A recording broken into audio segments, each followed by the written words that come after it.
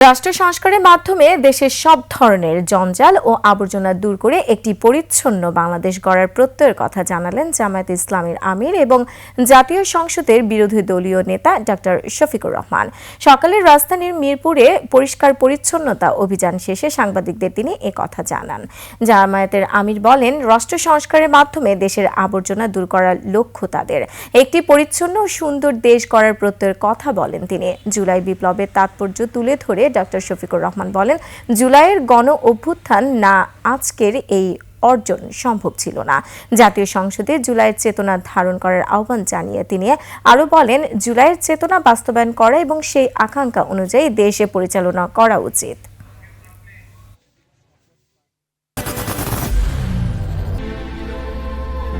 I am Ox. এই জুলাইয়ের কারণেই তো এই নির্বাচন হলো। এই নির্বাচন হওয়ার কারণে তারেক রহমান সাহেব হয়েছেন প্রধানমন্ত্রী, আমি হয়েছি বিরোধী দলীয় নেতা। এই জুলাই না আসলে কি আমরা এটা হতে পারতাম? এই খেদমতের এই সেবার সুযোগ পেতাম?